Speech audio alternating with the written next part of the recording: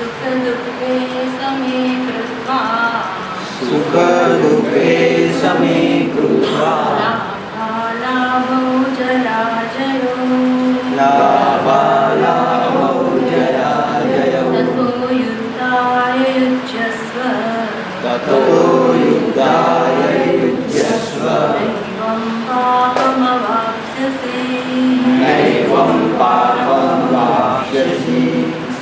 ખરેખર તો આ શ્લોકની પહેલાનું વાક્ય છે એ પણ આજે આપણે ફરી વાંચવું પરંતુ વાક્ય છે ભાષ્યમાં તત્ર યુદ્ધં સ્વધર્મઃ એવં યુધ્યમાનસ્ય ઉપદેશં ઇમં શૃણુ।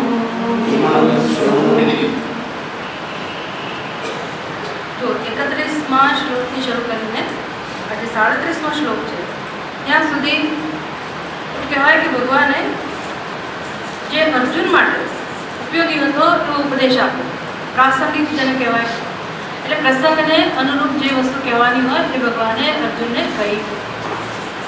30 શ્લોક સુધીની અંદર ભગવાને 11મા શ્લોકથી શરૂ કરીને બીજા અધ્યાયના 11મા શ્લોકથી શરૂ કરીને 30મા શ્લોક સુધીની અંદર ભગવાને અર્જુનને મુખ્ય પારમાર્થિક ઉપદેશ અર્જુનને નિમિત્ત બનાવીને બધા મનુષ્યોને કે કેવી રીતે બંધનનું કારણ અજ્ઞાન છે અને એમાંથી શોક અને મોહ જન્મેલા છે, તો પછી આ શોકમાંથી હંમેશ માટે મુક્ત થવું હોય, દુઃખમાંથી કે બંધનમાંથી મુક્ત થવું હોય તો એક જ ઉપાય છે અને એ છે અજ્ઞાનની નિવૃત્તિ માટેનું મુખ્ય સાધન છે જ્ઞાન, મોક્ષ માટેનું સાધન જ્ઞાન છે। એને લગતો ઉપદેશ આત્માનું સ્વરૂપ સમજાવે। કોનું જ્ઞાન? તો સ્વરૂપનું જ્ઞાન, જેનું અજ્ઞાન હોય એનું જ્ઞાન પ્રાપ્ત કરવાનું, એટલે સ્વરૂપનું અજ્ઞાન છે, આત્માનું જ્ઞાન છે અને આત્માનું યથાર્થ સ્વરૂપ છે એ 11 શ્લોકથી શરૂ કરીને ભગવાને 30 શ્લોકની અંદર સમજ આપી। અર્જુન સમજે કે ના સમજે, આપણે સમજીએ કે ના સમજીએ, પણ જે વસ્તુ જે પારમાર્થિક ઉપાય છે એ તો ભગવાને કહેવો જ પડે। પછી ભગવાન એ ઉપદેશ સમજવા માટે કેવા પ્રકારનું વ્યક્તિત્વ, કેવા પ્રકારનું માનસ, કેવા પ્રકારની તૈયારી આવશ્યક છે એ વસ્તુ પણ સમજાવે અને એવું માનસ કેવું વ્યક્તિત્વ કેમ તૈયાર કરવું એ ઉપદેશમાં ભગવાન આપે, જેનો વિષય છે યોગ। બ્રહ્મ વિદ્યાયામ યોગશાસ્ત્રે ભગવદ્ ગીતાના મુખ્ય 2 વિષય, આમ તો એક જ વિષય છે મોક્ષ શાસ્ત્ર હોવાથી, મોક્ષ એક જ વિષય છે, આત્માનું જ્ઞાન એક જ વિષય છે, પરંતુ આત્માનું જ્ઞાન એટલે શું એનું કહેવાય બ્રહ્મ વિદ્યા। આત્માનું જે સ્વરૂપ છે એ સ્વરૂપ આપણને સમજાવે, એનું નામ છે બ્રહ્મ વિદ્યા। અને બ્રહ્મ વિદ્યા પ્રાપ્ત કરવા માટે કેવા પ્રકારની ભૂમિકા, કેવા પ્રકારનું અંતઃકરણ, કેવા પ્રકારનું વ્યક્તિત્વ જોઈએ, એ વ્યક્તિત્વ તૈયાર કરવાનો જે ઉપાય છે એ ઉપાયભૂત સાધન એનું નામ છે યોગ, યોગશાસ્ત્ર। બ્રહ્મ વિદ્યાયામ યોગશાસ્ત્ર, આવા 2 ભગવાન વિષયની ચર્ચા કરે ભગવદ્ ગીતાની અંદર। તો 31મા શ્લોકથી શરૂ કરીને હવે પછી જે વિષય બદલાશે 37 શ્લોક સુધી એ ભગવાને પ્રાસંગિક વાત કરી, જે શંકરાચાર્ય સમજાવશે। પ્રાસંગિક વાત એટલે શું? તો કે અર્જુન જેનું કર્તવ્ય કર્મ છે યુદ્ધ કરવું, એ કર્તવ્ય કર્મમાંથી થોડાક સમય માટે ચ્યુત થઈ ગયો, એટલે એક આવરણ છવાઈ ગયું બુદ્ધિમાં, એક મોહ છવાઈ ગયો। કૃપણા આવિષ્ટ ચેતસઃ, જેનું અંતઃકરણ કે જેના મન બુદ્ધિ સ્પષ્ટ નિર્ણય કરવા માટે શક્તિમાન નથી રહ્યા, ક્ષમતા ગુમાવી બેઠેલા છે, એવા અંતઃકરણવાળા અર્જુનને ભગવાને આ ઉપદેશ આપ્યો।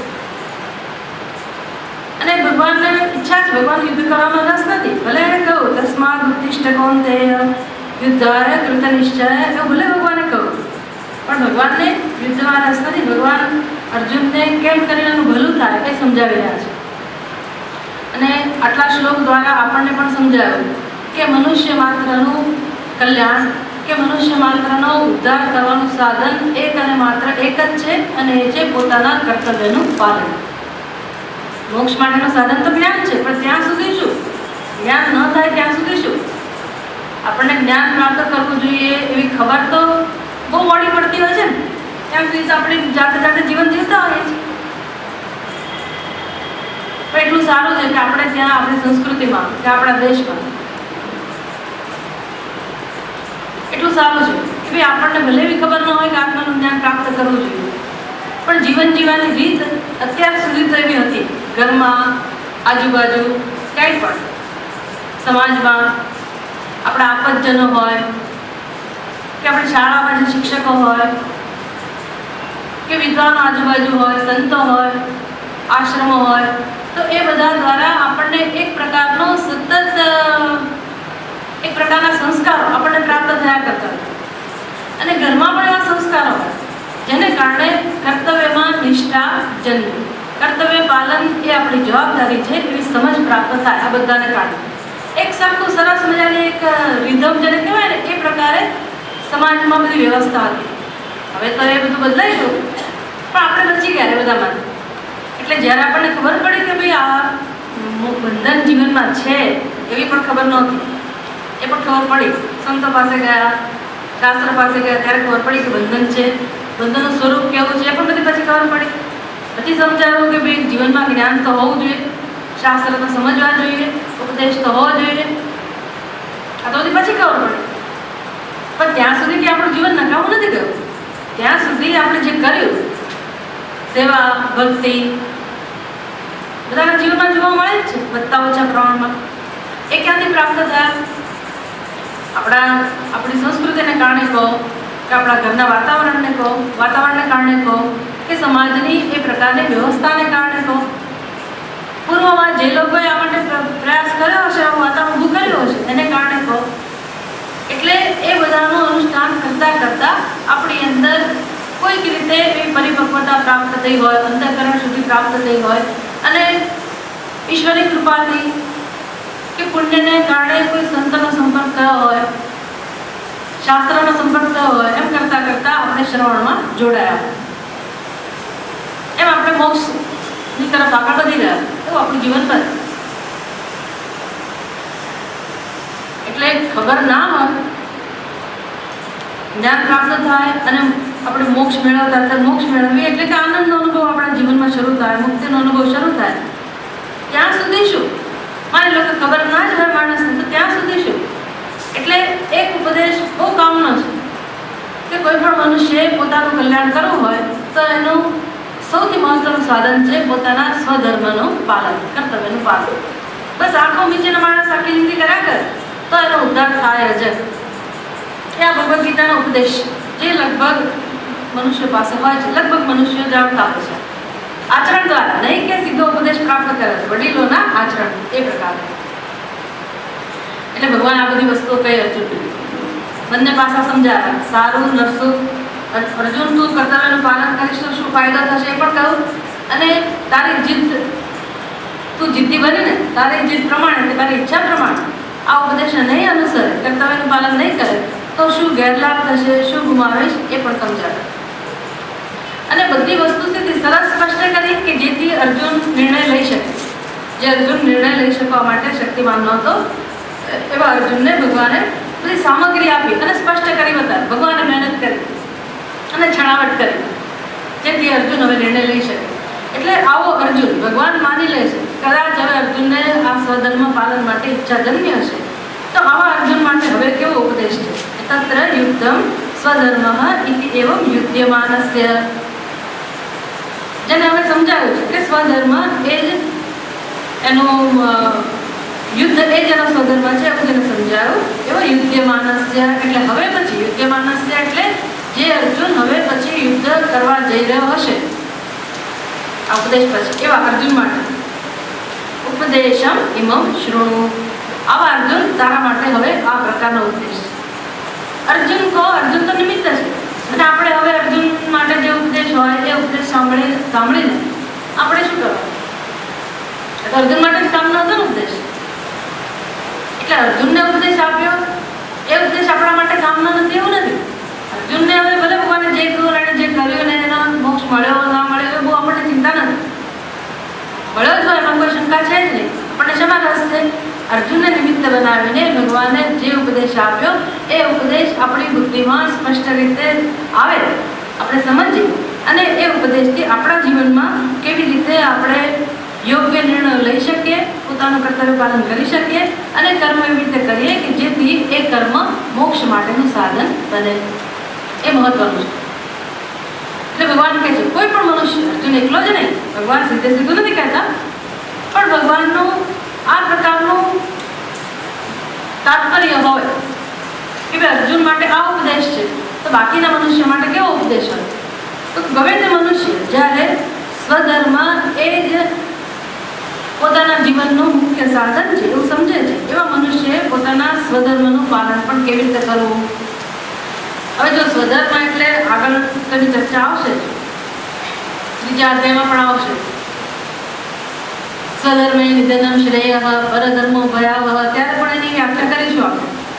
પણ અત્યારે તો સ્વધર્મ એટલે આપણે શું છીએ, આપણી કેવી પરિસ્થિતિ છે. તો વિદ્યાર્થી છે તો વિદ્યાર્થી તરીકેનો તારો ધર્મ કયો. તું પિતા છે તો પિતા તરીકેનો તારો કર્તવ્ય કર્મ કયું. માતા છે તો માતા તરીકેનો તારો કર્તવ્ય કર્મ કયું. દરેકના કર્તવ્ય કર્મ હોય ને. ઓફિસમાં તો મેનેજર છે તો તારું કર્તવ્ય કર્મ કયું. તું સ્કૂલમાં શિક્ષક છે તો પછી શિક્ષક તરીકેનું તારું કર્તવ્ય કર્મ કયું. અને જે મનુષ્ય જે પ્રકારના કર્મનું આચરણ કરતો હોય કે એની જે પદવી હોય, એનું જે સ્થાન હોય, એને અનુરૂપ પોતાનો ધર્મ કયો છે એવું મનુષ્યએ પહેલાં સમજી લેવું જોઈએ. એ કર્મ હાથમાં લેતા પહેલાં કઈ વસ્તુઓ ધ્યાનમાં લેવાની છે એ ભગવાન 38મા શ્લોકમાં કહી રહ્યા છે.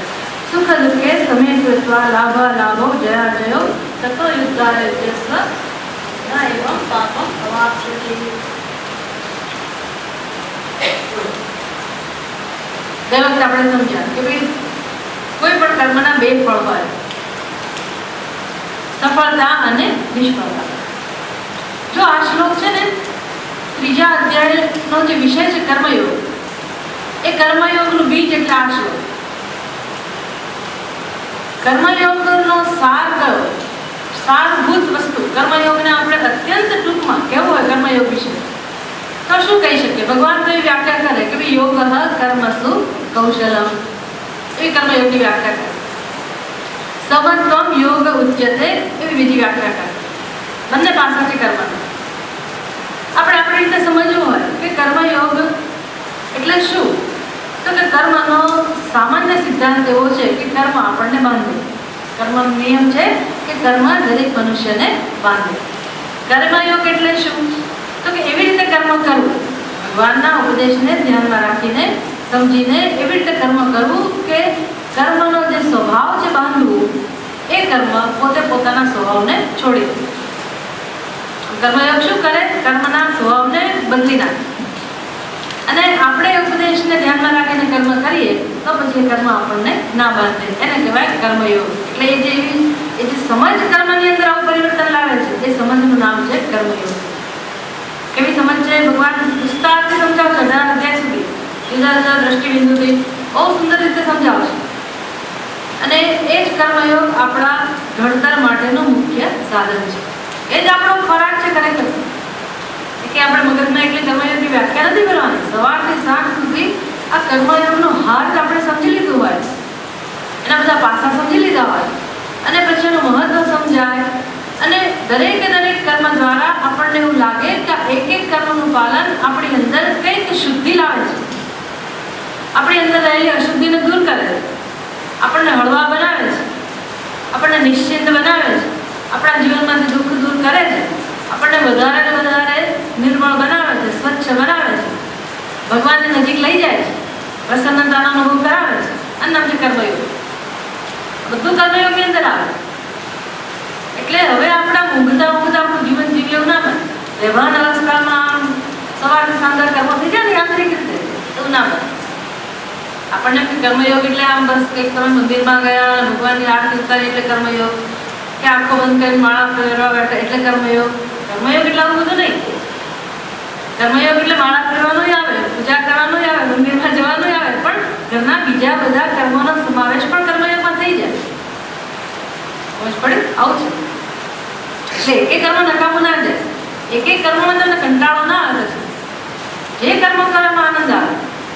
એટલે કર્મયોગની બહાર કશું ના થાય. કર્મયોગથી શું થાય?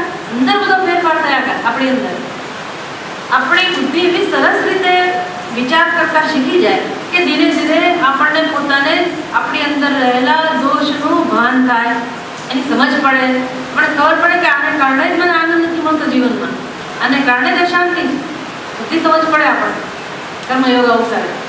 પછી એમ કરતાં કરતાં આપણે જ્ઞાન માટે તૈયાર થઈએ. આવો નિયમ છે. એટલે ભગવાન સમજાવશે કે કર્મ આપણને કેવી રીતે બાંધે છે, કર્મની બાંધવાની પ્રક્રિયા કેવી છે, વિસ્તારથી સમજાવશે.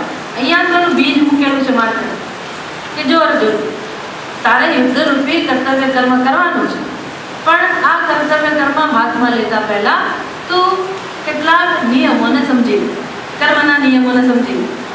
એ બધી વસ્તુઓને ધ્યાનમાં રાખીને પછી આ કર્મ હાથમાં લઈશ તો તને એ કર્મ નહીં બાંધે. ન એવં પાપમ અવાપ્સ્યતિ, એટલે પાપ નહીં લાગે એટલે શું? નહીંતર યુદ્ધ એટલે શું? જેમાં હિંસા જ રહે.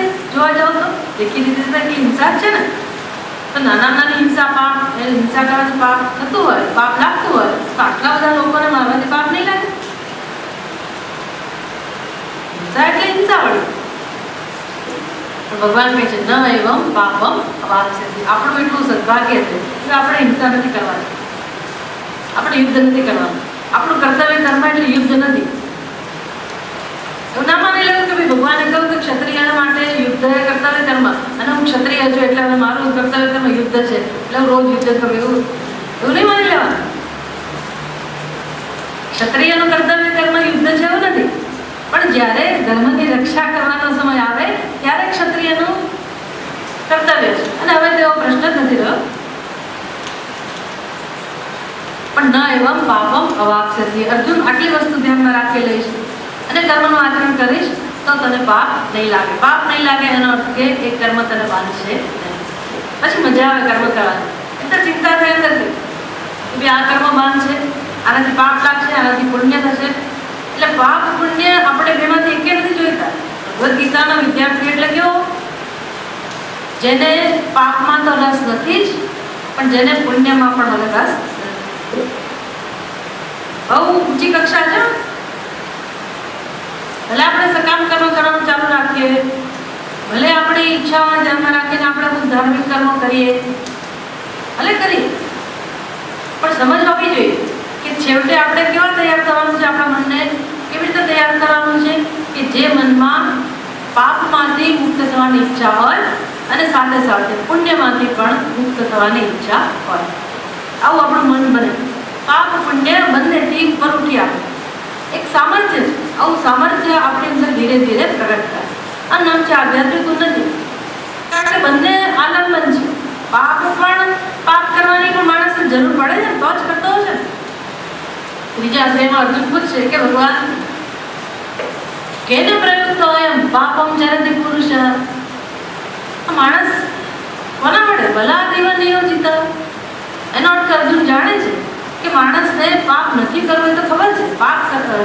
પાપનું આચરણ કરવાથી એણે દુઃખનો અનુભવ કરવો પડશે એવી દરેક મનુષ્યને ખબર છે જ, પણ છતાંય કેમ કરે છે? એટલે કેમ કરે છે? કોઈ કરાવે છે માટે એમ કરે છે. અર્જુન રાખે છે કે કોણ કરાવે છે એની પાસે? એનો અર્થ કે પાપ કરવું એ પણ માણસની જરૂરિયાત હશે. ભગવાન જવાબ આપે છે ત્યાં કોને કારણે પાપ થાય છે, કોણ કરાવે છે આપણી અંદર રહીને પાપ વગેરે.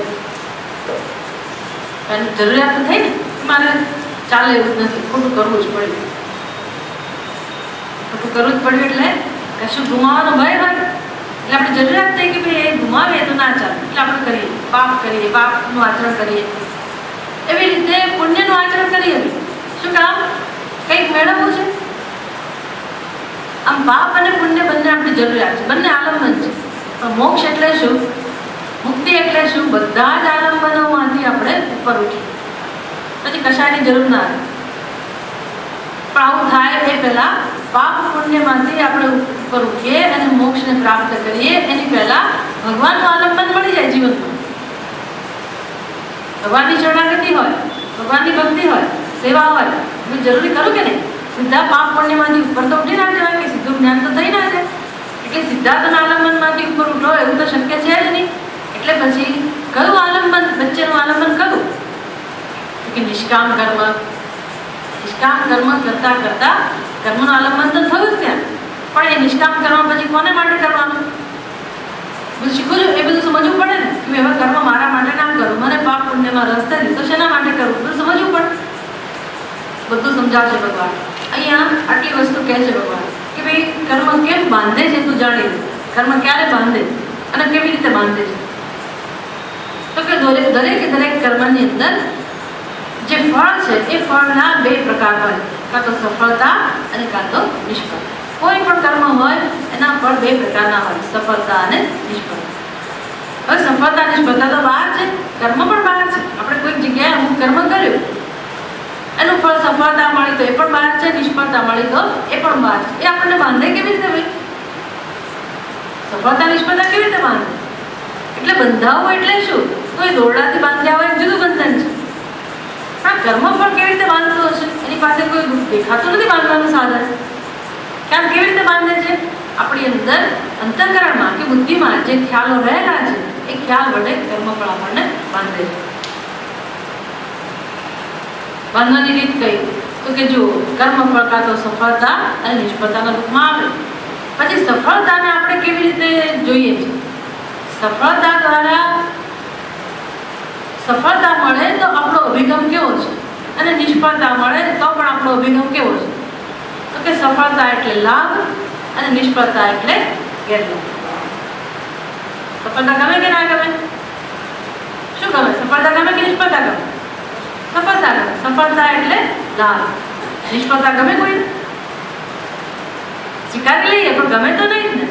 કેમ નથી ગમતું? તો કે ભાઈ આજે મારું નસીબ નથી, નિષ્ફળતા મળી મને એટલે ગેરલાભ. એક બાજુ લાભ છે, બીજી બાજુ ગેરલાભ છે. તો લાભ એટલે ગમો અને નિષ્ફળતા એટલે અણગમો. તો ગમાથી શું જન્મે? લાભથી શું જન્મે? સુખ. સુખની લાગણી જન્મી. અને ગેરલાભથી શું જન્મે? તો કે દુઃખની લાગણી જન્મી. બસ આ સીધી લાગણી. હવે કર્મફળ બહાર હતું. કયું કર્મફળ? સફળતા અને નિષ્ફળતા. સફળતાથી લાભ થયો એવો ખ્યાલ ઉત્પન્ન થયો, નિષ્ફળતાથી ગેરલાભ થયો એવો ખ્યાલ ઉત્પન્ન થયો. આ ખ્યાલે શું કર્યું? તો કે સફળતાના ખ્યાલે મારા અંતઃકરણમાં સુખની લાગણી જન્માવી. એટલે કર્મફળ મારા અંતઃકરણમાં સુખની વૃત્તિ જન્માવવા માટે સફળ થયું. એવું કહેવાય કે નહીં? બહાર રહેલું કર્મફળ જે સફળતાના રૂપમાં આવ્યું એ કર્મફળ મારા અંતઃકરણમાં સુખની વૃત્તિ જન્માવવા માટે સફળ બન્યું કે એણે આવી વૃત્તિ જન્માવી. ત્યાં સુધી વાંધો નથી, પણ હવે મને કહું કે જોયું મેં કર્યું આ કર્મ, ખબર છે મારો ફાળો છે અને આજે મને સફળતા મળી એટલે સુખ મળ્યું. પણ પછી હું શું કરું?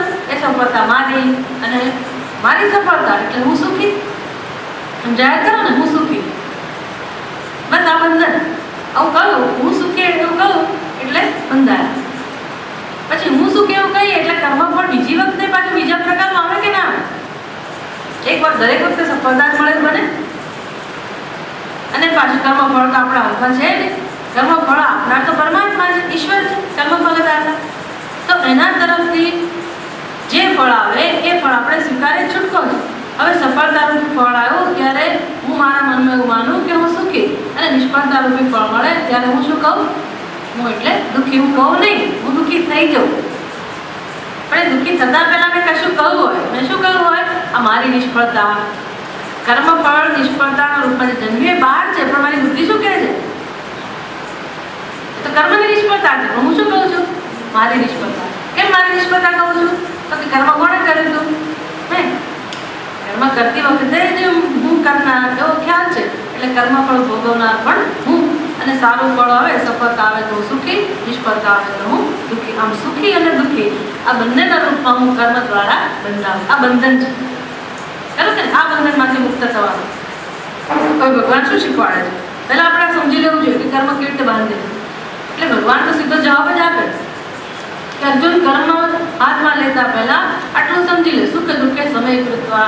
મેં સુખ દુઃખ તો સમાન કરીને પછી કર્મ હાથમાં. આવું જોયું છે કે સુખ દુઃખ સમાન કેમ કરવા? સુખ દુઃખ બંને કેવા છે? એકબીજાને જુદા ખરા કે? તમને એક બાજુ સુખ જન્મે એવી લાગણી હોય, એક બાજુ દુઃખ જન્મે એવી લાગણી હોય. આ બંનેને તમે સમાન કેવી રીતે કરો? બંને તદ્દન વિરુદ્ધ છે. પાછા ભગવાન તો કહે છે સુખ દુઃખ એટલું નહીં, લાભા લાભો આપી સમાન સમય કૃત્વા. લાભ અને ગેરલાભ છે એને પણ તું સમાન કર. અને એનાથી આગળ કહું જયા જયો. જયા જયો એટલે શું કરશો તમે? આ જયા જયો શબ્દ એટલે શું ખબર છે? દ્વિવચન છે. રામઃ રામો રામાહ કહીએ ને, એમાં જય અજય એ બંનેનો સમાસ બન્યો અને એનું દ્વિવચન બન્યું જયા જયો. તો સંધિ છે, છૂટી પાડવાની સંધિ. પહેલા તો બે વસ્તુની વાત થઈ છે જયા જયોમાં, જય અને બીજું શું હોય? અજય.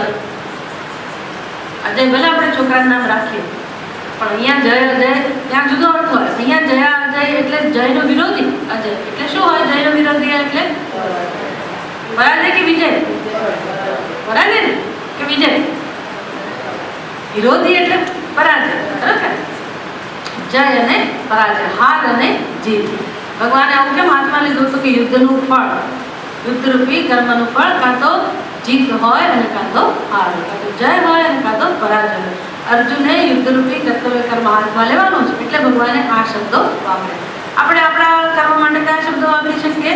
સફળતા અને નિષ્ફળતા. પછી બધું સમાન છે. હાર જીત એટલે જીતને તમે શેમાં ફેરવી શકો? સફળતામાં. હારને શેમાં ફેરવો? નિષ્ફળતા. પછી હાર એટલે લાભ કે ગેરલાભ એ પણ જાણો છો. સફળતા એટલે લાભ કે ગેરલાભ એ પણ જાણો. અને શેનાથી સુખ દુઃખ જન્મે? આજે તો બહુ ખુશ છું કારણ કે હું હારી ગયો, એવું ના કહેવાય. સમય ગુરુત્વા ભગવાન કહે છે પહેલેથી તું સમ બનાવી દે, પણ ભગવાન બંને વિરોધી છે, હાર અને જીત એટલે તદ્દન વિરોધી. અને હું સમાન કેવી રીતે બનાવું? આ તો તમારું સર્જન છે, મારું સર્જન થોડું છે. હાર અને જીત કોનું સર્જન છે? ભગવાનનું સર્જન છે. તો પછી સમજાવશે ભગવાનનું સર્જન પણ નથી. અત્યારે માની લો કર્મફળ ઈશ્વર પાસેથી આવું, સફળતા અને નિષ્ફળતા ઈશ્વરનું સર્જન છે એવું માની લો. સમાન કેવી રીતે બનાવું ભગવાન? જે બંને વસ્તુ વિરુદ્ધ હોય અને સમાન કેવી રીતે બનાવે? બસ આ સમાન કરવાની કળા, સમાન બનાવવાની જે રીત છે એ રીત ભગવાન આપણને કર્મયોગમાં શીખવાડશે. આપણે તો ટૂંકમાં શીખી શકીએ કે ભાઈ સમાન કેવી રીતે જોવું, બંને વસ્તુનું સમાન કેવી રીતે જોવાય. એક રીતે જોઈ શકાય કે જય એટલે પણ કર્મનું ફળ અને પરાજય એટલે પણ કર્મનું ફળ. બંનેમાં એક સમાનતા આવી ગઈ કે નહીં? જય પણ ફળ છે, પરાજય પણ શું છે? ફળ. બીજી કયા પ્રકારની વિશેષતા છે સમાનતા માટે? બીજી કઈ વસ્તુ કામમાં આવે છે? તો કે બંને હારા કોની પાસેથી? પરાજય અને જય અને પરાજય, સફળતા નિષ્ફળતા કોણ આપે છે? કર્મફળદાતા. કર્મફળદાતા એટલે ઈશ્વર. બે વ્યક્તિ નથી આપતી, એક અહીંથી આવે ને એક ત્યાંથી આવે એવું નથી. બંને ફળ ક્યાંથી આવે છે? ઈશ્વર પાસે. હવે એક જ વ્યક્તિ પાસેથી બે વસ્તુ આવતી હોય તો તમે વસ્તુ ભલે જુદી જુદી હોય પણ એ બંને વસ્તુને સમાન રીતે જોઈ શકો ખરા? આપણે જોઈ શકીએ ખરા સમાન રીતે? કે જોઈ શકીએ ક્યારે? તમે અત્યારે શ્રાવણ મહિનામાં શિવજીના મંદિરમાં રોજ જતા હો પગે લાગવા, દર્શન કરવા, અને પછી રોજ ત્યાંથી પ્રસાદ મળે. કોઈ દિવસ જળ મળે, કોઈ દિવસ વિભૂતિ મળે, કોઈ દિવસ સાકર મળે અને કોઈ દિવસ પેંડો પણ મળે. તો પેંડો અને વિભૂતિ વિપરીત છે કે નહીં? તમારી બુદ્ધિ શું કહે છે? બંનેને કેવી રીતે જોવે છે? બંને વિરુદ્ધ છે છતાં તમારી બુદ્ધિને કેવી રીતે જોવે છે? શું કહે છે? પ્રસાદ કહે છે કે એને સમજતો કહેવાય કે ના કહેવાય? એટલે આપણે આવડે તો છે જ બધું, માં શું નથી આવડતું? ભાષ્ય બહુ અઘરું છે. ખરેખર શાસ્ત્ર તો આપણને જે શીખવાડે છે એ વસ્તુ આપણે લગભગ આપણા જીવનમાં રોજ બધું ભણાઈ ગયું છે, એની જ આપણને એનું ચિંતન કરતા શીખવાડે કે નવું ના કે શાસ્ત્ર કોઈ વાર અઘરા શબ્દો આવે એટલું ખરું, બાકી તો આપણને સવારથી સાંજ સુધીમાં આપણો જે વ્યવહાર થયો, આપણે જે ભાવનાઓનું સેવન કર્યું, જે સંકલ્પો કર્યા, જે પ્રકારનો અનુભવ થયો આપણને, આ સફળતા નિષ્ફળતા એટલે શું અનુભવ રોજનો, પણ એ અનુભવને આપણે કેવી રીતે ઘટાડીએ છીએ આપણા જીવનમાં અને કેવી રીતે દુઃખી થઈએ છીએ, બસ એની વાત કરે કે ભાઈ તમે અમુક રીતે વિચારશો તો આ કર્મનું ફળ તમને દુઃખી નહીં કરે.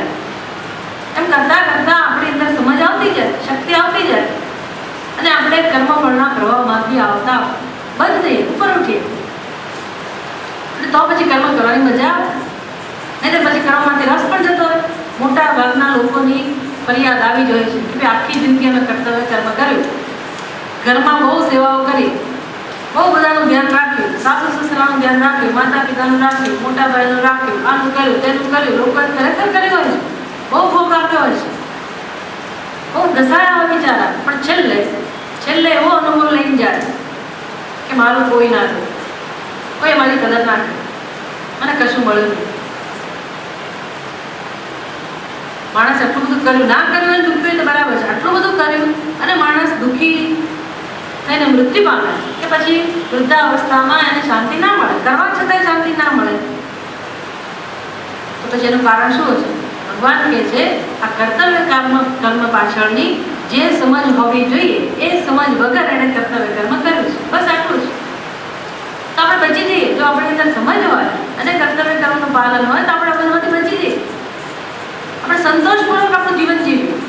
વૃદ્ધાવસ્થામાં પણ આપણને આપણા જીવનથી સંતોષ હોય કે અમે જે કર્મો કર્યા એ કર્મોથી અમને સંતોષ છે, અમે કશું ખોટું નથી કર્યું, અમારા ભાગે જે આવતું હતું અમે સરસ રીતે કર્યું, બસ પોતે સરસ રીતે કર્યું અને મને શું ફળ મળ્યું કે મારી કદર થઈ કે ના થઈ એની પછી માથાકૂટ ના રહે, સમજ હોય તો ના રહે, નહીં તો પછી બધી જગ્યાએ આપણું અંદરથી ગણતરી કર્યા કરે આપણું મન કે ભાઈ પહેલા માણસને આટલી સેવા કરી એણે શું કર્યું, પહેલાનું આટલું કર્યું એણે શું કર્યું, કરે કે નહીં મન બધું ગણતરી કરે કે ના કરે?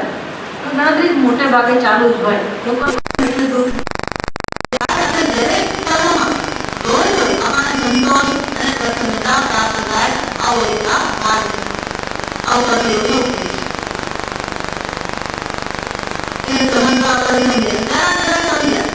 પછી વિસ્તારથી સમજાવશે ભગવાન. ત્યાં આપણે મૂળ સિદ્ધાંત સમજ્યા કે ભલે બંને વિરુદ્ધ હોય કર્મફળ, પણ એને સમ બનાવી શકાય. સમતા ધારણ કરીને, સમત્વ પ્રગટ કરીને આપણી બુદ્ધિમાં સમજપૂર્વક વસ્તુ સમજીને સમત્વ પ્રગટ કરીને પછી જ કર્મ હાથમાં લઈએ તો એ કર્મ આપણને બાંધે નહીં, એવો ઉપાય રહેલો છે. ભાષ્યકાર શોકમોહ ઉપનયનાય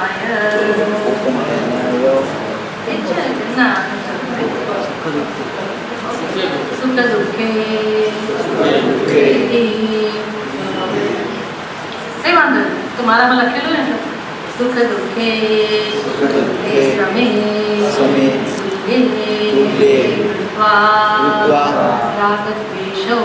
રાગદ્વેષૌ અપ્યકૃત્વા ઇત્યેતत्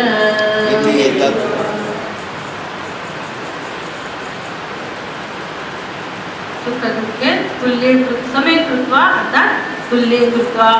સુખ દુઃખે પણ વિવચન છે, એ નપુંસકલિંગ શબ્દ છે, વનમ મને વનાની, એવી રીતે સુખમ અને દુઃખમ એ પણ એ નપુંસકલિંગ શબ્દ છે એટલે સુખ દુઃખે એવું વિવચન થાય. સુખ દુઃખે સમે એટલે તુલ્ય, એનું વિશેષણ જે હોય ને એ વિશેષણ પણ એના જેવું બની જાય. રામ હોય તો પછી રામનો કોઈ ગુણધર્મ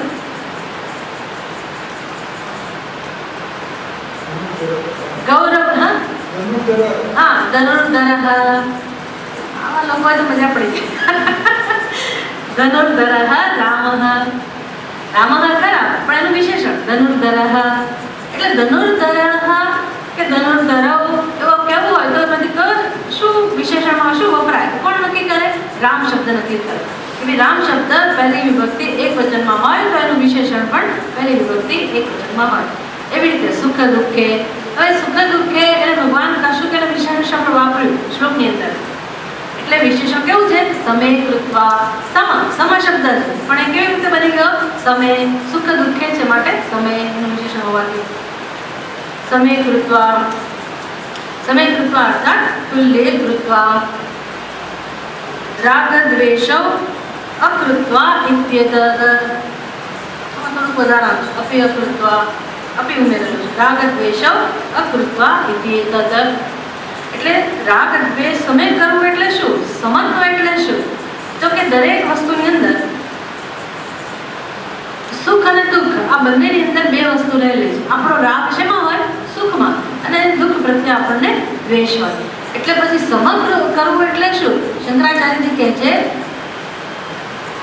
અકૃત્વા રાગ દ્વેષૌ અકૃત્વા, બે બંનેમાં રાગ અને દ્વેષ રાખ્યા વગર, સુખ અને દુઃખમાં રાગ અને દ્વેષ રાખ્યા વગર. આપણને રાગ દ્વેષ રહેલા છે, ભગવાન કહે છે રાગ દ્વેષ દૂર કરીને.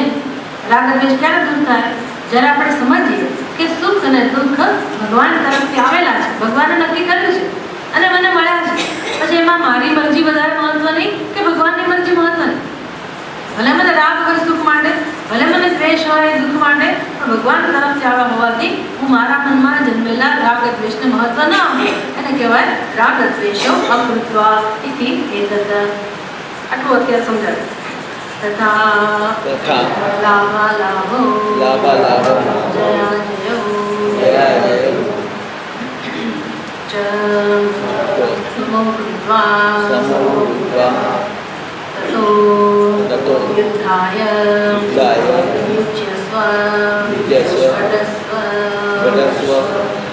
યુજ્યસ્વ ઘટસ્વ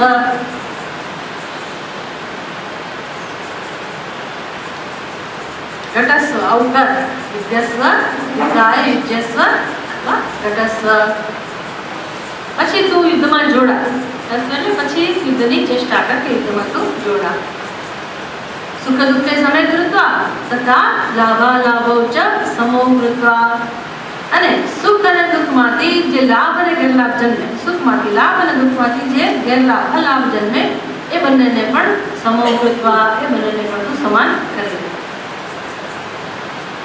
કરતા હોય એટલે ત્યાર પછી જ તારું કર્તવ્ય કર્મ હાથમાં લે.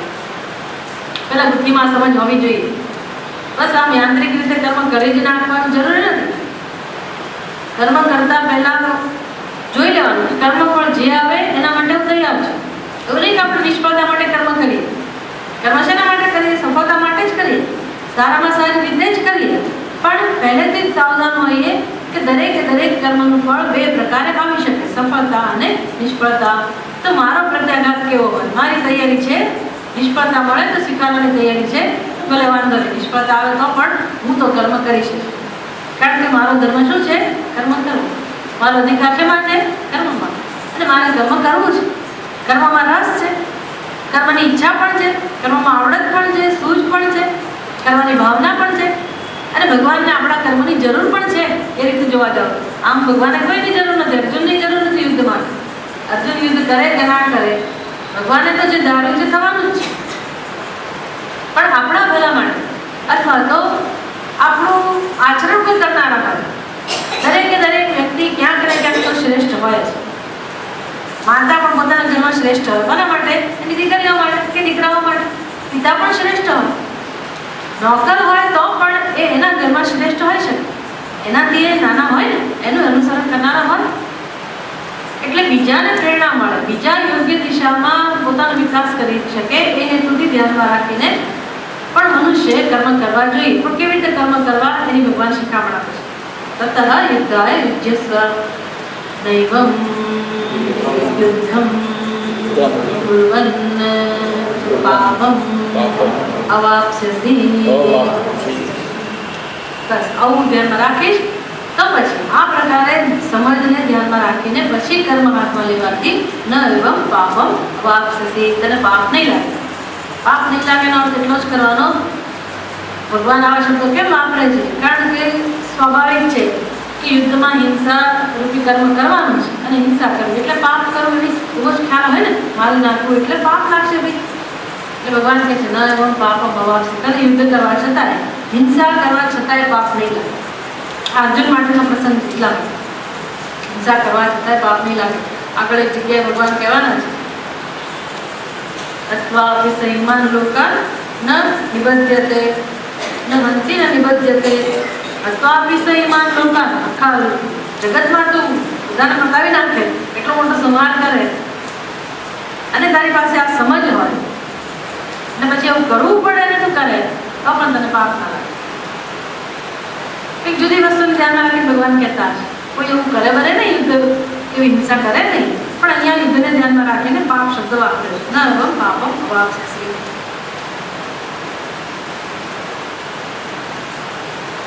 ઉપદેશઃ પ્રાસંગિકઃ. એષઃ ઉપદેશઃ પ્રાસંગિકઃ. આ ઉપદેશ પ્રાસંગિક છે. પ્રાસંગિક એટલે કહું ને એ પ્રમાણે કે ભાઈ યુદ્ધનો પ્રસંગ છે, અર્જુનને ધ્યાનમાં રાખીને ભગવાન આ પ્રકારનો ઉપદેશ આપ્યો. આ 38મા શ્લોકમાં છે ને એ નહીં, એની પહેલાના બધા 38મો શ્લોક તો હવે શું થશે? નવો જે વિષય આવશે એના એક બીજ રૂપે, જેમ સૂત્ર અને વ્યાસ એ બે પદ્ધતિ હોય કે ભાઈ પહેલા ટૂંકમાં કહીએ આપણે અને પછી એને વિસ્તારથી કહીએ. એમ ભગવાન અહીંયા એના બીજ આપી દીધા, બીજ રોપી દીધા. ત્રીજા અધ્યાયમાં જે ઉપદેશ શરૂ થવાનો એના બીજ રોપી દીધા. અને પછી પણ ભગવાન હવે વિષય બદલવાના કે શંકરાચાર્ય થોડુંક કહે છે એના વિશે.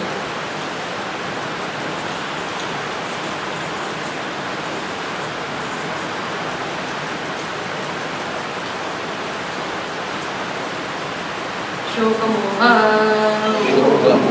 अपनयनाय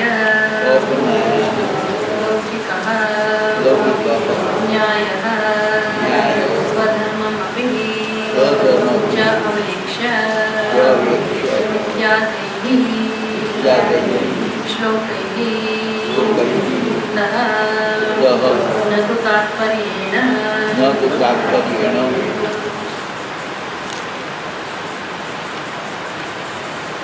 स्वधर्मम अपि च अवेक्ष्य इति आद्यैहि.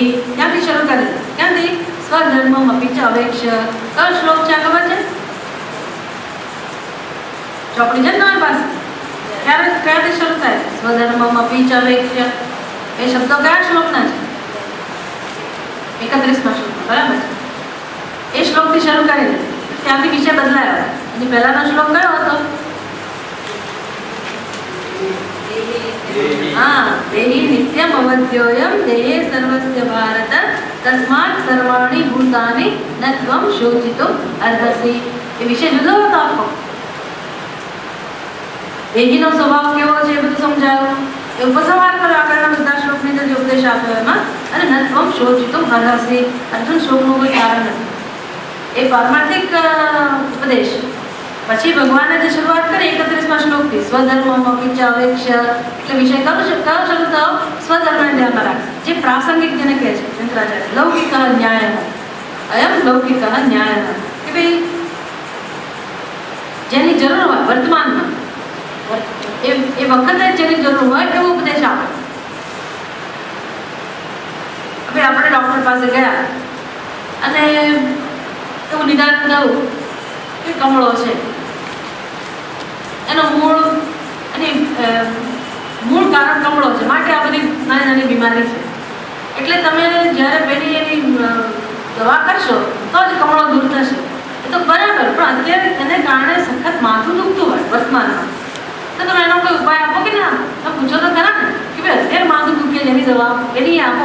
પહેલી એ કરશું, ધીરે ધીરે મૂળમાંથી આ બધો તાવ જાય એની એ દવા કરીશું. પણ અત્યારે મારું માથું દુખે એનો તો કંઈક ઉપાય આપો મને, વર્તમાનનો તો કંઈક ઉપાય આપો.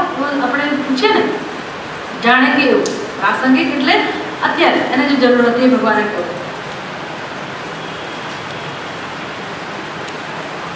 ન તો તાત્પર્ય, ભગવાનનું તાત્પર્યમાં નહોતું એ વસ્તુ કહેવામાં. શોક મોહ અપનયનાય.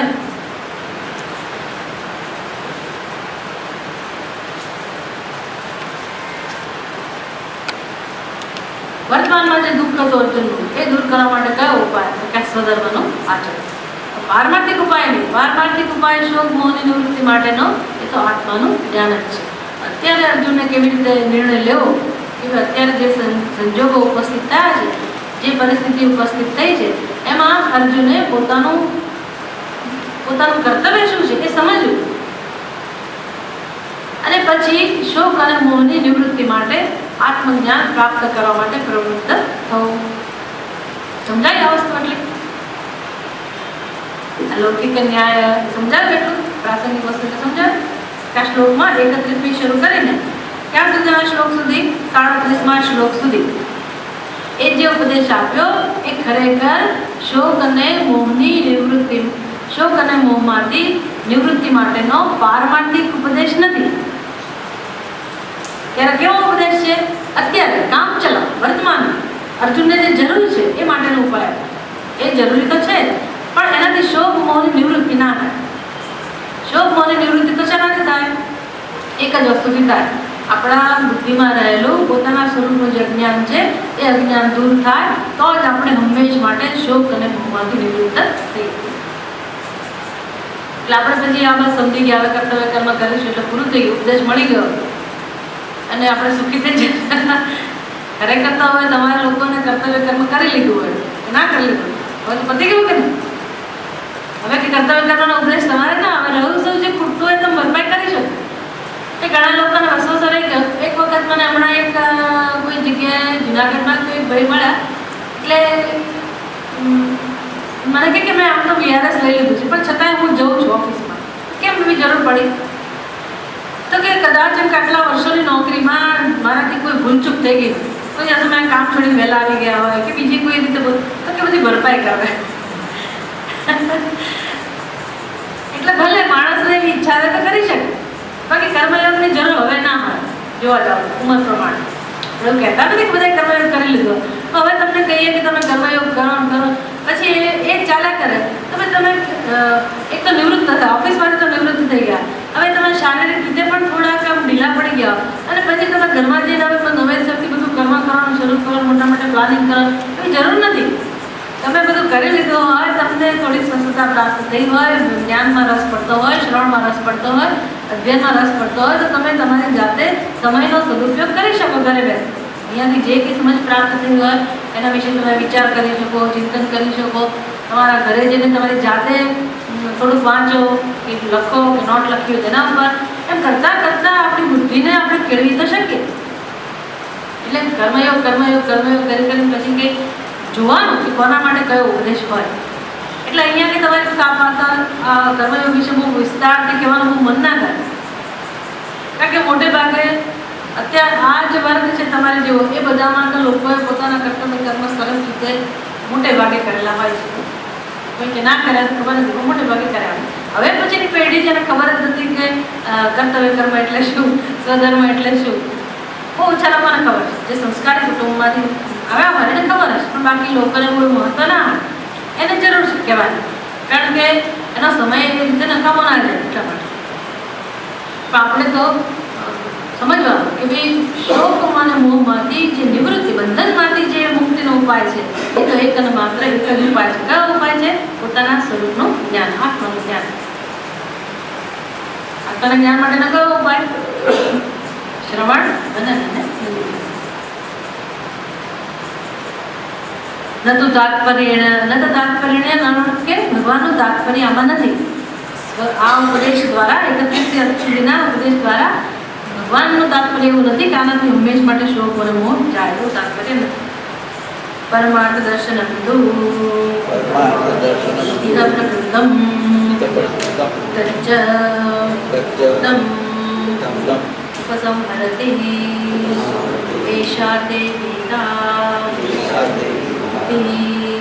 શાસ્ત્ર વિષય વિભાગ પ્રદર્શનાય.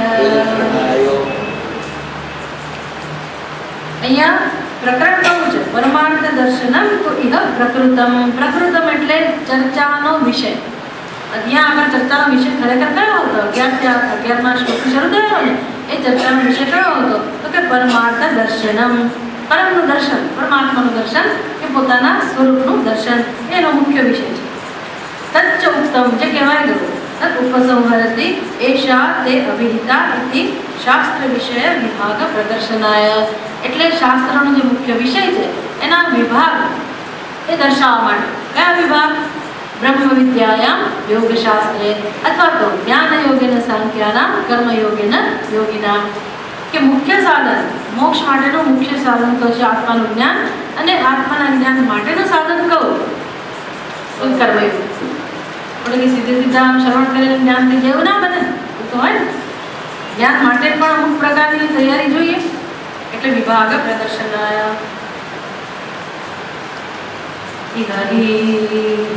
દર્શિતે પુનઃ શાસ્ત્ર વિષય વિભાગે પરિષ્ઠાત જ્ઞાન યોગેન સાંખ્યાનામ કર્મયોગેન યોગિનામ ઇતિ નિષ્ઠાદ્વય વિષયમ શાસ્ત્રમ સુખમ પ્રવર્તિષ્યતે. શ્રોતારઃ ચ વિષય વિભાગેન સુખમ ગ્રહિષ્યન્તે ઇત્યતઃ. યહિ દર્શિતે પુનઃ. અહીંયા જો કહેવામાં આવે, અહીંયા પહેલા જ જો સમજાવી દેવામાં આવે તો યહિ દર્શિતે, અહીંયા જો સમજાવી દીધું હોય તો પુનઃ, પુનઃ એટલે ફરી.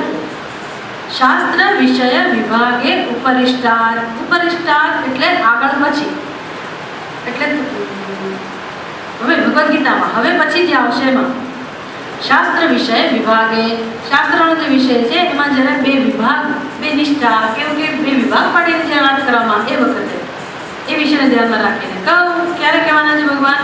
જ્ઞાન યોગેન સાંખ્યાનામ કર્મયોગેન યોગીનામ. એટલે શાસ્ત્ર વિષય વિભાગ એટલે શું? આ કર્મયોગ અને જ્ઞાનયોગ એવા બે વિભાગ જ્યારે પાડવામાં આવે અને એના વિષયમાં ભગવાન જ્યારે સમજાવશે ત્યારે એ પછી સમજાવવાના છે. પણ એ જ્યારે સમજાવે ત્યારે પણ અહીંયા અમુક વસ્તુ કહી દીધી હોય, પહેલેથી જ કહી દીધી હોય, જરા સમજ આપી દીધી હોય તો इति निष्ठाद्वय विषयम शास्त्रम. તો જે શાસ્ત્રની અંદર બે પ્રકારની નિષ્ઠાનો સમાવેશ થાય છે એવો જે ઉપદેશ છે તે સુખમ પ્રવર્તિષ્યતે શ્રોતારઃ. શ્રોતારઃ એટલે શ્રોતાઓ અથવા તો સાધકો. સુખમ પ્રવર્તિષ્યતે, સુખમ બહુ સરળતાથી આ ઉપદેશનું અનુસરણ કરી શકે. કયા ઉપદેશનું અનુસરણ? જે આગળ કહેવાના છે. કયા ઉપદેશ? જેમાં બે વિભાગ પાડવામાં આવશે. કેવા બે વિભાગ પાડવામાં આવશે? જ્ઞાન યોગીના સાંખ્યાના, કર્મ યોગીના યોગીના. શ્રોતારઃ ચ વિષય આચરણ તો થશે પણ શ્રોતાઓ સુખેથી એને સમજી પણ શકે. રહીશંતિ એટલે એને સમજી પણ શકે. આવી ભગવાનની પદ્ધતિ હોય છે. શંકરાચાર્યજીની પદ્ધતિ પણ આવી હોય છે. કૃષ્ણ ભગવાનની પદ્ધતિ પણ ઉપદેશ આપવાની આ પ્રકારની હોય છે કે જે વસ્તુ પછી કહેવાના આવે વિસ્તારથી પહેલા ટૂંકમાં કહી દઉં, થોડું થોડું આપણને કહેતા જાય, પરિચય આપતા જાય, જેથી આપણને એવું ના થાય કે લો ભાઈ અમને તેમ કે ગીતામાં તો આવું જ આવે, આ અચાનક ત્યાંથી બે વિભાગ આવી ગયા, અમને તેમ કે આ મોક્ષ શાસ્ત્ર એટલે જ્ઞાનની જ વાત આવશે તો આવું પછી દ્વે નિષ્ઠા આવું બે ક્યાં કહેવું? એક જ ઉપાયને તો બે વસ્તુ ક્યાંથી આવી? વિભાગ કેમ પાડે? અર્જુન બિચારામાં જ અટવાયો છે ને. ત્રીજા અધ્યાયમાં અર્જુન પૂછે કે ભગવાન તદ એકમ વદ નિશ્ચિત મિશ્રેણ વાક્યન બુદ્ધિ મોહેન સિંહ. ભગવાન આવું બે વસ્તુ કે કરો છો તમારે સમજ નથી પડતી. ભગવાન એ રીતે ઉત્તર આપ્યો. વળી પાછો પાંચમા અધ્યાયમાં ભગવાન અર્જુન ફરી પાછો એ જ પ્રકારનો પ્રશ્ન પૂછે. એટલે અર્જુનને સમજતા વાર લાગે તો આપણને સમજતા વાર લાગે કે ના લાગે? ભગવાન એવું કર્યું નથી તો વિષય જેવો છે. અને શંકરાચાર્યજી એટલે શંકરાચાર્યનું ભાષ્ય એ વખતે તો ભગવાન એકલા જ હતા, અર્જુન સાંભળતો હતો.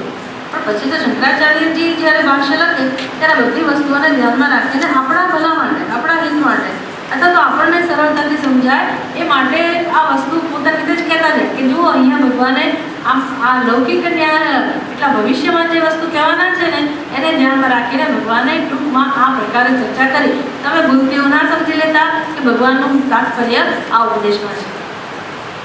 અહીંયા મૂળ ઉપદેશ તો પરમાર્થ દર્શનનો જે ચાલતો હતો એ સુધીના શ્લોકમાં હતો અને હવે પછી જે વિભાગ થયો એ ભવિષ્યમાં જે કહેવાના છે એને ધ્યાનમાં રાખીને થયો. આટલું શંકરાચાર્ય સમજાવ્યું. એટલે ઇતિ અતઃ આહ એટલે કહે છે આગળ 39મા શ્લોકમાં એષા તે વિહિતા સાંખ્યે બુદ્ધિર્યોગે ત્વિમાં શૃણુ बुद्ध्या युक्तो यया पार्थ कर्मबन्धं प्रहास्यसे. હવે ભગવાન પાછા મૂળ વિષય ઉપર આવી ગયા. જે વિષયની ચર્ચા ચાલતી હતી એને ધ્યાનમાં રાખીને ભગવાન કહે છે એષા તે અભિહિતા સાંખ્યે. સાંખ્યના વિષયમાં તે એટલે તને અર્જુને કહી રહ્યા છે ભગવાન હે પાર્થ તને સાંખ્યના વિષયમાં એષા બુદ્ધિ અભિહિતા. બુદ્ધિ એટલે જ્ઞાન. સાંખ્યના વિષયમાં આત્માના વિષયમાં મેં તને આ પ્રકારનો ઉપદેશ કર્યો, આ પ્રકારનું જ્ઞાન આપ્યું. 11મા શ્લોકથી શરૂ થઈને જતી ને 20મા શ્લોક આગળ 19મા શ્લોક સુધી એની વાત કરે છે ભગવાન. હવે તું એટલે હવે ઇમામ શૃણુ. ઇમામ શૃણુ એટલે હવે આ ઉપદેશ સાંભળ. ઇમામ કોનું વિશેષણ છે? બુદ્ધિનું. ઇમામ બુદ્ધિ શૃણુ. ઇમામ યોગે શૃણુ. યોગે સપ્તમી વિભક્તિ વિષય સપ્તમી. હવે યોગના વિષયમાં હું તને જે કહીશ એ તું સાંભળ. આમ બે વિભાગ થયા. એક વિભાગનું નામ શું કરવાનું? સાંખ્ય. અને બીજાનું શું નામ આપવાનું? યોગ. સાંખ્ય યોગ એવું એ એક વિષયનું નામ છે, જુદી વાત છે. અહીંયા સાંખ્ય અને યોગ આ બે વિભાગ થાય. હેલો, સાંખ્ય એટલે આત્માના વિષયનું જ્ઞાન, જેની ચર્ચા આગળ થઈ ગઈ અને પછી પણ થશે, જે મુખ્ય વિષય છે બ્રહ્મ વિદ્યા. સાંખ્ય એટલે શું? બ્રહ્મ વિદ્યા, આત્માનું જ્ઞાન. યોગ એટલે શું? યોગશાસ્ત્ર. એટલે કે આત્માનું જ્ઞાન મેળવવા માટે જે પ્રકારનું વ્યક્તિત્વ જોઈએ, જે પ્રકારનું અધિકારીત્વ જોઈએ, એ અધિકારીત્વ માણસ પોતાના જીવનમાં કયા સાધનથી પ્રાપ્ત કરે, કયા ઉપાયથી માણસ એવો બની શકે કે જેને કારણે પોતે જ્ઞાન પ્રાપ્ત કરી શકે, એ જે સાધન છે એનું નામ છે યોગ. યોગની અંદર કેટલી કેટલી વસ્તુઓનો સમાવેશ થાય છે શંકરાચાર્ય પોતે જ કહે છે.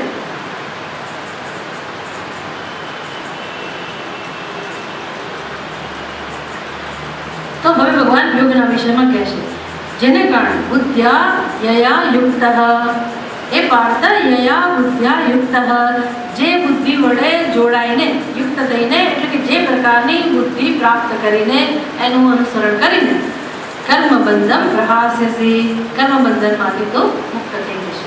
જે ઉપદેશ પ્રાપ્ત કર્યા પછી યયા બુદ્ધ્યા, બુદ્ધિનો અર્થ જ્ઞાન કરવાનું. બુદ્ધો શરણમ અન્વિચ્છ, ભગવાન વારંવાર દદામી બુદ્ધિ યોગમ તમ, બુદ્ધિ શબ્દ બહુ કહે છે ભગવાન, દદામી બુદ્ધિ યોગમ.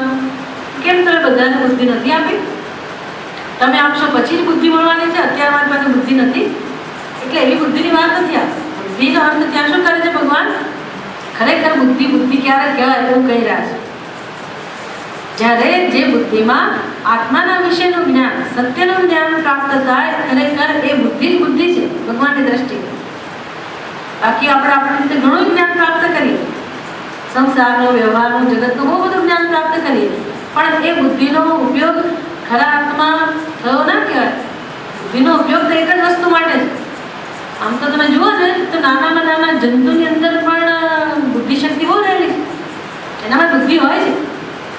એટલે કીડીમાં બુદ્ધિ હોય છે કે નહીં?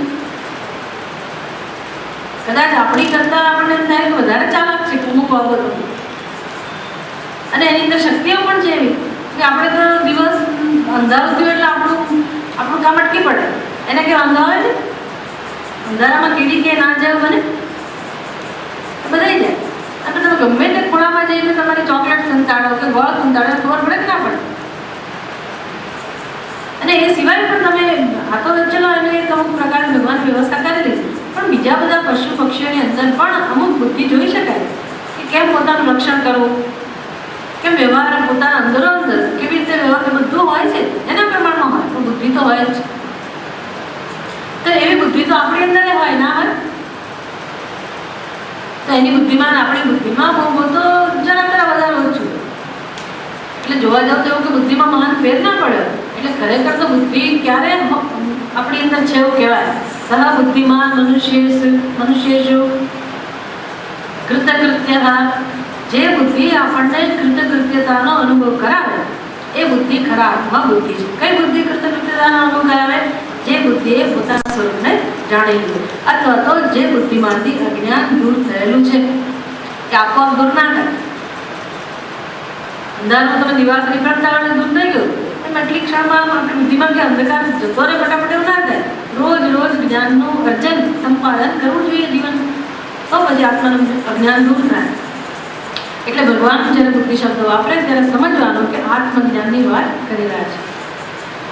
અને આત્મજ્ઞાન પ્રાપ્ત કરવા માટે જે કર્મયોગનું અનુષ્ઠાન કરવાનું હોય, એ કર્મયોગ એટલે શું એ પણ સમજથી જ પ્રાપ્ત થાય ને. કર્મયોગ વિશેની સમજ, કર્મયોગ એટલે શું, નિષ્કામ કર્મ એટલે શું, સમત્વ એટલે શું, યોગ કર્મ કૌશલમ એટલે શું, ભક્તિ એટલે શું, અંતઃકરણ શુદ્ધિ એટલે શું, આ બધું સમજ પ્રાપ્ત કરવી પડે કે ના કરવી પડે? એમાં જ્ઞાન તો આવ્યું છે. એટલે ભલે કર્મયોગ અને જ્ઞાન જુદા બે વિભાગ પાડ્યા, પણ ખરેખર તો યોગની અંદર પણ જ્ઞાન જ છે ને, જ્ઞાન દ્વારા જ. એટલે શ્રવણથી જ આપણને ખબર પડે કે કર્મયોગ કેમ કરાય. એમ કરતા પછી આપણને આત્માનું જ્ઞાન પ્રાપ્ત થાય. એટલે બે વિભાગ કર્યા છે એનો કોઈ હેતુ છે, પણ ખરેખર કર્મયોગ પણ જ્ઞાનથી. એટલે જે સમજથી યયા બુદ્ધ્યા યુક્ત કર્મબંધમ પ્રહાસ્યસી, જે સમજ પ્રાપ્ત કર્યા પછી અર્જુન તું કર્મબંધનમાંથી મુક્ત થઈશ, એવો જ ઉપદેશ છે એ તને કહેવાનો છે. એશા તે તુભ્યમ અવિદ્યા ઉક્તા સાંખ્યે પરમાર્થ વસ્તુ વિવેક વિષયે બુદ્ધિ જ્ઞાનમ સાક્ષાત શોકમોહાદિ સંસાર હેતુ દોષ નિવૃત્તિ કારણમ એ શાતે તુભ્યમ અભિહિતા. તુભ્યમ તે એટલે તુભ્યમ તને, અભિહિતા એટલે આ બુદ્ધિ મેં તને, આ જ્ઞાન મેં તને કહું. કયા વિષયમાં? સાંખ્ય. સાંખ્યનો અર્થ શું કરે ભગવાને? પરમાર્થ વસ્તુ વિવેક વિષય. પરમાર્થ વસ્તુ વિવેક વિષય. પરમાર્થ વસ્તુ કઈ છે? પરમ તત્વ કહું છું, આત્માનું સ્વરૂપ કેવું છે એ વિષયમાં મેં તને કહું. બુદ્ધિ અર્થાત જ્ઞાનમ સાક્ષાત શોક મોહાદિ સંસાર હેતુ દોષ નિવૃત્તિ કારણમ. શું કામ તમે આવો ઉપદેશ આપ્યો? શું કામ તમે આવું જ્ઞાન આપ્યું? પરમાર્થ વસ્તુ વિવેક વિષય. પરમાર્થ વસ્તુ વિવેક તમે કરાવો. શેના માટે કરાવો ભાઈ? તો કે કારણમ, એ કારણ છે. શેનું કારણ છે? નિવૃત્તિ કારણમ, કશાકની નિવૃત્તિ કરનાર. આ પરમાર્થ વસ્તુ વિવેક શું કરે? જીવનમાં કશાકની નિવૃત્તિ કરે. શેની નિવૃત્તિ કરે છે ભાઈ? દોષ નિવૃત્તિ કારણમ, કોઈ દોષનું નિવારણ કરે છે. કયો દોષનું નિવારણ કરે છે? જે હેતુ છે. કયો હેતુ? સંસાર હેતુ દોષ નિવારણ. દોષ કયો છે? તો કે જે દોષ સંસારને અવિરતપણે આપણા જીવનમાં ચાલુ રાખે છે. સંસાર એટલે કયો સંસાર? તો કે આ જ અંદરનો સંતાપ, અંદરની ચિંતાઓ, અંદરનો ઉકળાટ કે અંદરનો કકળાટ, કંટાળો. આપણી ભાષામાં કંટાળો, કેવી કંટાળો આવે છે. એ શેનાથી કંટાળો આવતો હશે? જ્યારે જ્યારે જુઓ ત્યારે માણસને કંટાળો જ આવતો હોય. શેનો કંટાળો આવે? ખબર નથી, બસ નથી ગમતું. આ નથી ગમતું કે તમે કંટાળો કહો કે અંદર સંતાપ કહો કે અંદર શોક, ચિંતા, વિષાદ, દુઃખ, જે નામ કહેવું એ કહો, પણ એ શું છે? સંસાર હેતુ. આવો આ સંસાર છે અને આ સંસાર ચાલુ રાખવાનો જે હેતુ છે એ કોણ છે? શોક મોહાદિ. શોક અને મોહ, બધા કંટાળાનું, ચિંતાનું, દુઃખનું, વિષાદનું કારણ કોણ છે? શોક અને મોહ. તસ્ય નિવૃત્તિ કારણમ. આ શોક અને મોહ જે સંસારનો હેતુ છે એની નિવૃત્તિ કરનારો છે. કોણ કરનારો છે નિવૃત્તિ? આગળ જે ઉપદેશ આપ્યો, કયો ઉપદેશ? પરમાર્થ વિષય, પરમાર્થ વસ્તુ વિવેક. પરમાત્મ તત્વનું જ્ઞાન, આત્માનું જ્ઞાન, આત્મ વિવેક કો. યોગે તો તત્પ્રાપ્તિ ઉપાયે નિસંગતયા દ્વંદ્વ પ્રહાણ પૂર્વકમ ઈશ્વર આરાધનાર્થે કર્મયોગે કર્મ અનુષ્ઠાને સમાધિ યોગે ચ મામ અનંતરમ એવ ઉચ્યમાનાં બુદ્ધિં શૃણુ. યોગે તું, હવે યોગના વિષયમાં કહે છે. તું એટલે પરંતુ, અથવા તો હવે આગળનો જે વિષય હતો એના કરતાં હવે જે વિષય જુદો છે. તત્પ્રાપ્તિ ઉપાય. તત્પ્રાપ્તિ ઉપાય એટલે શેની પ્રાપ્તિના ઉપાય? આત્મજ્ઞાનની પ્રાપ્તિના ઉપાય, અથવા તો પરમાર્થ વસ્તુ વિવેક જે ભગવાને કહ્યું એની પ્રાપ્તિના ઉપાય. શેની જરૂર છે? નિસંગતયા. નિસંગતયા એટલે આપણા અંતઃકરણમાં વૈરાગ્ય જન્મે. જ્ઞાન માટેની શરત છે. આવતી વખતે આપણે ચર્ચા કરીશું વિસ્તારથી કે જ્ઞાનનું સ્વરૂપ કેવું છે. જ્ઞાન પ્રાપ્ત કરવા માટે આપણી અંદર કેવા પ્રકારનું અધિકારીતા જોઈએ. કર્મ કરવા માટે શેની જરૂર છે? જ્ઞાન માટે શેની જરૂર છે? અથવા તો જ્ઞાનનો અધિકારી, કર્મનો અધિકારી, એવા બે અધિકારી કેમ છે? આપણે કર્મના અધિકારી હોઈએ અને જ્ઞાનના અધિકારી બનવા ઈચ્છતા હોઈએ તો શું કરવું? અને આ બધાની જરૂર કેમ છે? તો કે જ્ઞાન ક્યારે પ્રાપ્ત થાય, જ્ઞાન માટેની શરતો કઈ છે, આ બધી ચર્ચા આપણે કરીશું. અહીંયા ભગવાન કહે છે યોગ હેતુ તત્પ્રાપ્તિ ઉપાય નિસંગતા. નિસંગતા જરૂરિયાત હોવી જોઈએ. તો સમજાય છે? કારણ કે જ્ઞાન ત્યારે જ પ્રાપ્ત થાય જ્યારે આપણે જેનું જ્ઞાન પ્રાપ્ત કરવાનું છે એની અભિમુખ હોઈએ. હવે જે પરમાત્માનું જ્ઞાન પ્રાપ્ત કરવાનું છે એ પરમાત્મા આપણું જ સ્વરૂપ છે, આપણો જ આત્મા છે. એટલે મને કમસે કમ મારા સ્વરૂપમાં તો રસ જન્મવો જોઈએ ને, આત્મામાં તો રસ જન્મવો જોઈએ.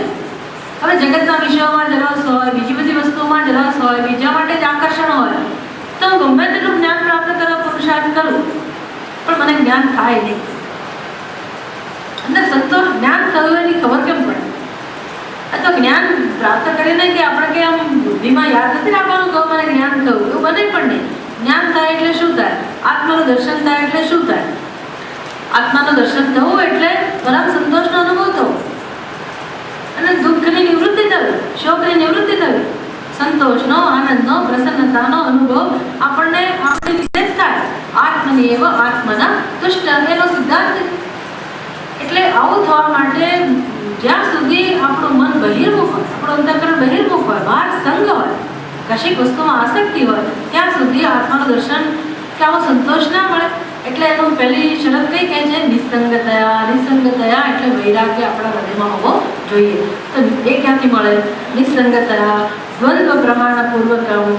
દ્વંદ્વ પ્રહાણ, પ્રહાણ એટલે નાશ, પૂર્વકમ એટલે પહેલો નાશ થવો જોઈએ. શેનો નાશ થવો જોઈએ? દ્વંદ્વનો. દ્વંદ્વ એટલે એક જ દ્વંદ્વ આપણા અંતઃકરણમાં છે, એક જ દ્વંદ્વ. બધા દ્વંદ્વનો સાર કહો કે એનો સરવાળો કહો, જે કંઈ કહેવું, એક જ દ્વંદ્વ આપણા અંતઃકરણમાં છે. કહું? રાગ અને દ્વેષ.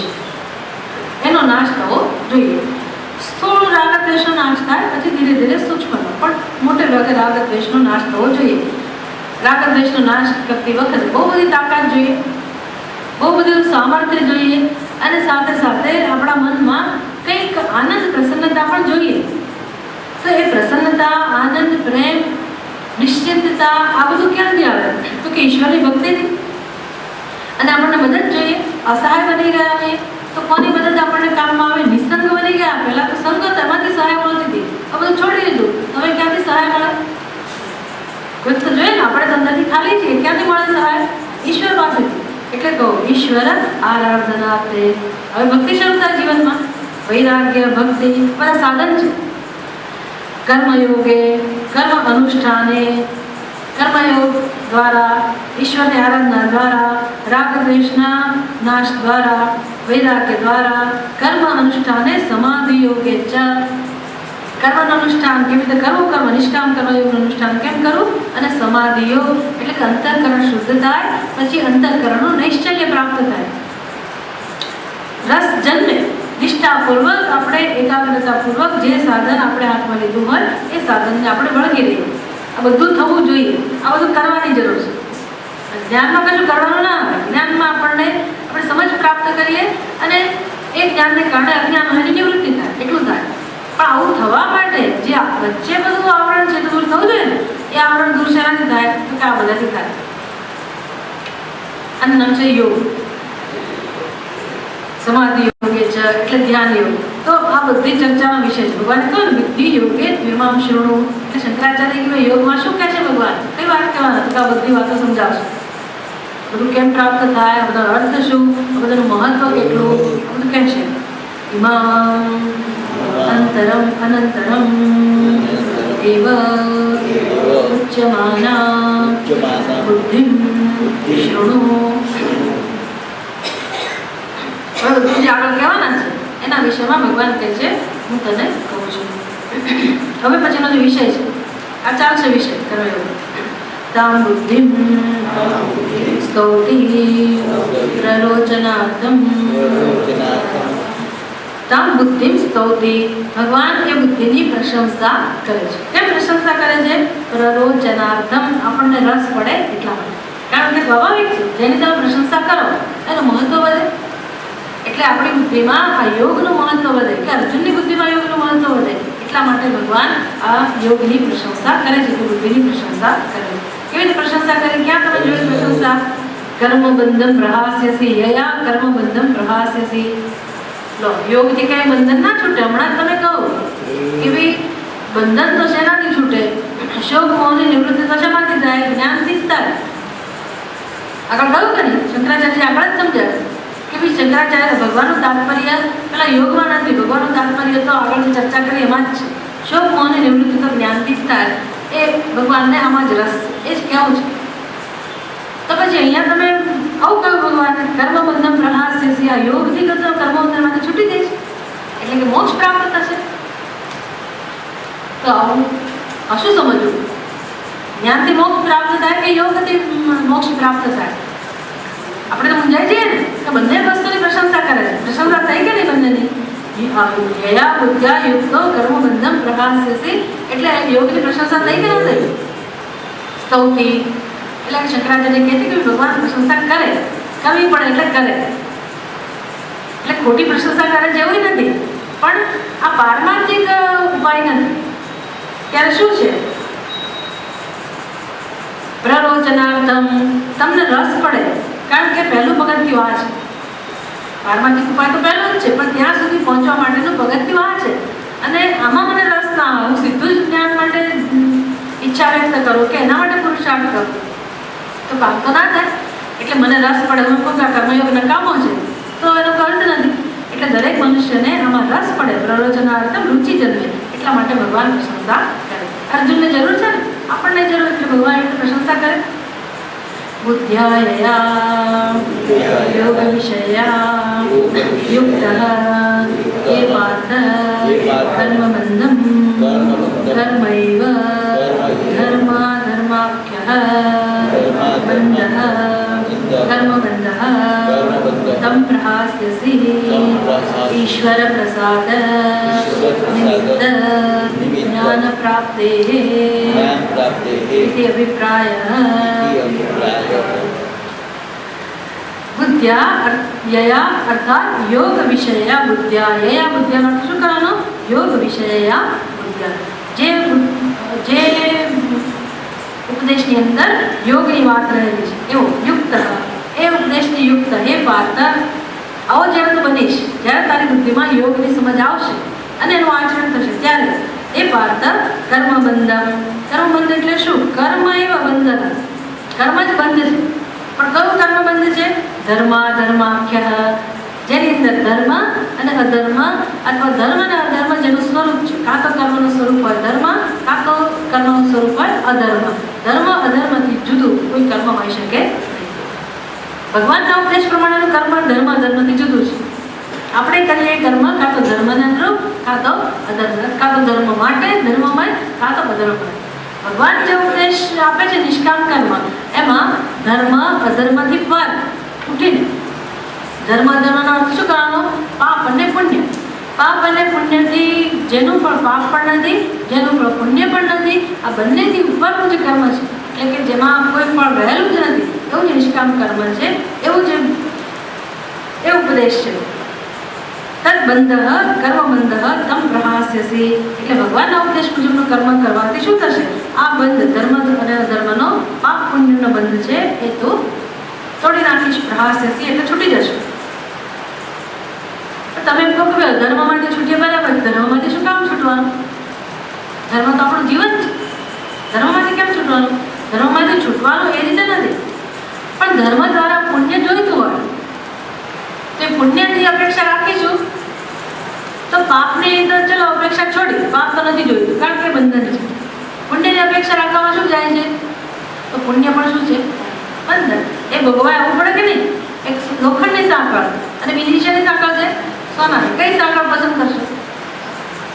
કઈ સરસ લાગે સોનાની સાંકળ? એવું નહીં ના જોઈએ, વ્યવસ્થિત કે ના જોઈએ. એટલા માટે પ્રહાસ્યસી, શેનાથી આ બંધન દૂર થશે? ઈશ્વર પ્રસાદ નિમિત્ત જ્ઞાન પ્રાપ્તે હે, જ્યારે જ્ઞાન પ્રાપ્તિ થાય ત્યારે. આ પ્રહાસ્યથી એટલે બંધનમાંથી છૂટીશ ક્યારે? નહીં કે આ યોગથી. શેનાથી? જ્ઞાન પ્રાપ્ત હે, જ્ઞાન પ્રાપ્તિ થશે. પણ જ્ઞાન પ્રાપ્તિ માટે પણ કઈ વસ્તુ જોઈ છે? ઈશ્વર પ્રસાદ નિમિત્ત. પ્રસાદ જોઈએ, આત્માનો પ્રસાદ, ગુરુનો પ્રસાદ, શાસ્ત્રનો પ્રસાદ અને ઈશ્વરનો પ્રસાદ. ઈશ્વર પ્રસાદ નિમિત્ત એટલે ચારે ચાર કૃપા આપણા જીવનમાં પરિપૂર્ણ થાય, ચરિતાર્થ થાય, ત્યારે જ્ઞાન પ્રાપ્ત થાય. એ જ્ઞાન પ્રાપ્તિથી આપણે બંધનમાંથી મુક્ત થઈએ. એથી અભિપ્રાય, આ ભગવાનનો અભિપ્રાય છે. 40वां श्लोक आवतो ओम पूर्णमद पूर्णमिदं पूर्णात् पूर्णमुदच्यते पूर्णस्य पूर्णमादाय पूर्णमेवावशिष्यते ओम शांति शांति शांति शंकरं शंकराचार्यं केशवं बादरायणं सूत्रभाष्यकृतौ वन्दे भगवन्तौ पुनः पुनः ईश्वरो गुरुरात्मेति मूर्तिभेदविभागिने व्योमवद्व्याप्तदेहाय दक्षिणामूर्तये नमः ॐ शान्ति शान्ति शान्तिः हरिः ॐ श्रीगुरुभ्यो नमः हरिः